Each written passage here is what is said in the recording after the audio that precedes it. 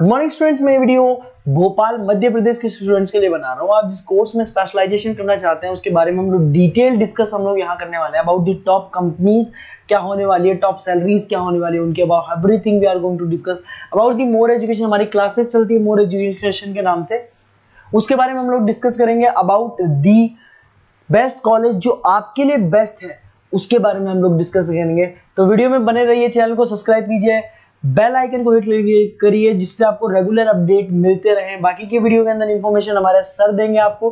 Thank you. ये video में ANM, GNM और बीएससी नर्सिंग के स्टूडेंट्स के लिए बना रहा हूं। अभी आप लोगों ने 12th क्लियर किया है, now you are planning for BSc nursing.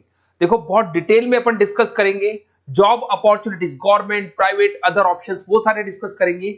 Abroad में और इंडिया में कैसे जॉब मिल सकती है, और बहुत डिमांडिंग कोर्स है, पूरा डिटेल में अपन डिस्कस करेंगे।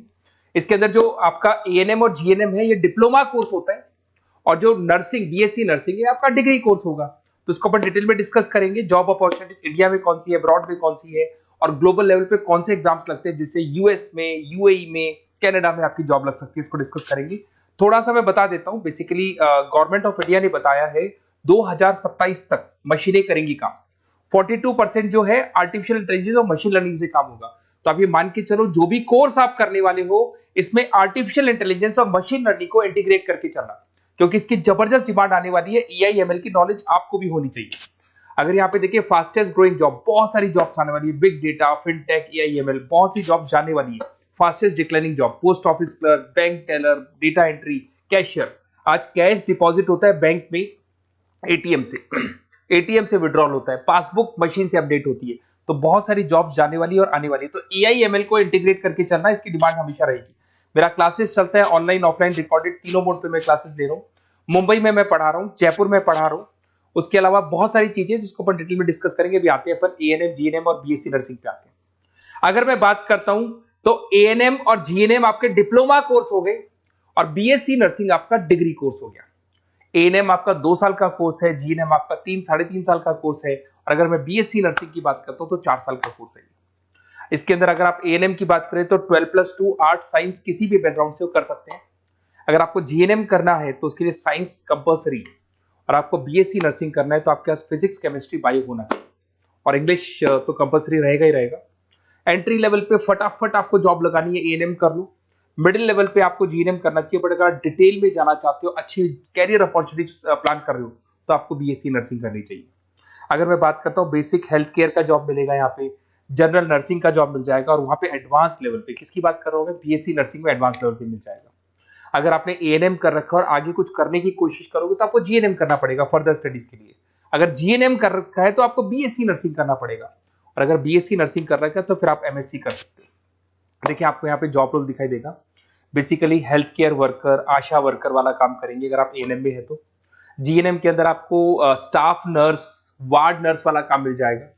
बट अगर मैं बीएससी नर्सिंग की बात करता हूं तो आपको आईसीयू में एज अ नर्स वर्क कर सकते हो, ऑपरेशन थिएटर में ओटी के अंदर नर्स की तरह वर्क कर सकते हो। उसके अलावा नर्स एजुकेटर बन सकते हो, मतलब बेसिकली आप अपना खुद का जो क्लासेस बोलते हैं, जिसको अपन कोचिंग क्लासेस वगैरह खोल सकते हैं। अगर मैं वर्क एरिया की बात करता हूं तो हेल्थ, यहाँ पे आपको आंगनवाड़ी वगैरह में जॉब मिलता है। अगर मैं यहाँ पे देखूं तो आपको हॉस्पिटल्स में जॉब मिलेगा, इधर आपको आईसीयू में जॉब मिल सकता है, टीचिंग जॉब मिल सकता है, गवर्नमेंट हॉस्पिटल में जॉब मिल सकती है, प्राइवेट हॉस्पिटल में। किसकी बात कर रहा हूं, बीएससी नर्सिंग की बात कर रहा हूं। अगर ग्रोथ की बात करें तो एएनएम के अंदर आपका लिमिटेड ग्रोथ होगा, मॉडरेट ग्रोथ की बात करें जीएनएम में होगा। और अगर हाई ग्रोथ चाहिए, आपको अच्छा पैकेज चाहिए, तो फिर आपको बीएससी नर्सिंग में जाना चाहिए। अगर यहाँ पे सैलरी पैकेज की बात करें, फ्रेशर से लेके गवर्नमेंट जॉब तक भी 30,000 तक जाओगे आप एएनएम के अंदर। जीएनएम के अंदर फ्रेशर से लेके गवर्नमेंट जॉब तक भी पहुंचते हो तो 12,000 से 40,000 तक पहुंचोगे। और अगर बीएससी नर्सिंग में जाते हो तो फ्रेशर भी हो तो आपको 18 से 30 मिल जाएंगे, और गवर्नमेंट जॉब तक अगर आप पहुंच जाते हो तो आपको 60,000 के आसपास मिलने लग जाएंगे। तो बेटर है कि बीएससी नर्सिंग करो, थोड़ा सा टाइम ज्यादा लगेगा, बट आगे आपको पैकेजेस बहुत अच्छे मिलते हैं। अगर मैं यहाँ पे देखता हूँ, क्विक एंट्री लेनी है, एएनएम में जाएंगे, बैलेंस ट्रेनिंग वगैरह देखना है, जीएनएम में जाएंगे। और अगर long term career growth plan कर रहे हो तो आपको बीएससी नर्सिंग में जाना चाहिए। अगर मैं गवर्नमेंट सेक्टर की बात करता हूं तो एम्स में आपका जॉब लग सकता है। उसके बाद में आपका स्टेट गवर्नमेंट में जॉब लग सकता है, इंडियन रेलवे में आपका जॉब लग सकता है, इंडियन आर्मी में जॉब लग सकता है आपका। उसके बाद में पीएचआई, सीएचसी में जॉब लग सकता है, आंगनवाड़ी सेंटर्स में जॉब लग सकता है। और कैटेगरी वाइज एएनएम का एएनएम वाला जॉब लगेगा, जीएनएम का जीएनएम वाला लगेगा, बीएससी नर्सिंग का जो थोड़ा सा हाई लेवल पे जॉब लगेगा।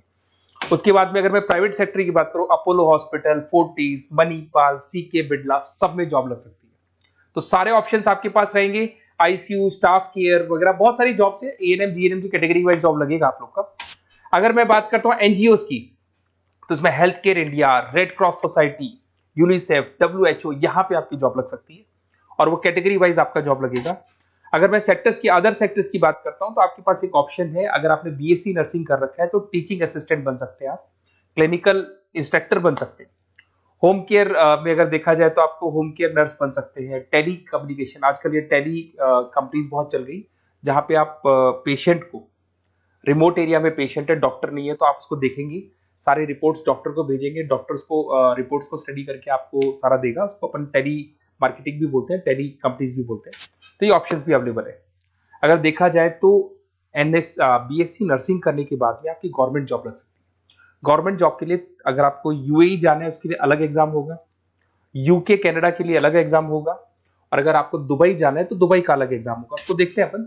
अगर मैं बात करता हूं नेशनल काउंसिल एग्जामिनेशन, ये जो एग्जाम है ये यूएसए के लिए है। इसके अंदर आपका बीएससी नर्सिंग होना चाहिए, टॉफिल का एग्जाम भी आपका क्लियर होना चाहिए, और एग्जाम फॉर्मेट में ऑप्शन बेस्ड क्वेश्चंस आते हैं, 75 से लेके 145 तक क्वेश्चन रहते हैं। और इसका जो कॉस्ट आता है, बेसिकली एग्जाम का जो पेपर का कॉस्ट आता है, $200 का कॉस्ट आएगा, और इसको क्लियर करने के बाद वो यूएसए और कनाडा में आपकी जॉब लग सकती है। अगर मैं बात करता हूँ दुबई के लिए, अगर आपको एग्जाम देना है तो DHA एग्जाम लगेगा आपका, दुबई हेल्थ अथॉरिटी करके एग्जाम लगता है। इसके अंदर आपका बीएससी नर्सिंग कंप्लीट होना चाहिए, 2 इयर्स का आपका एक्सपीरियंस होना चाहिए, एमसीक्यूज पेपर आएगा, और $170 का आपका कॉस्ट आता है इसको पेपर को देने का, और ये वैलिड होगा दुबई हॉस्पिटल्स में। तो दुबई अगर जाना है तो ये एग्जाम आपको देना चाहिए। अगर यूएई का प्लान कर रहे हो, आबू दुबई का प्लान कर रहे हो, तो आपको HAAD करके एग्जाम है ये देना होगा। वही आपका बीएससी नर्सिंग और 2 इयर्स का एक्सपीरियंस चाहिए, ऑप्शन बेस्ड पेपर आएगा, 170 से लेकर $200 तक का इसका कॉस्ट लगता है।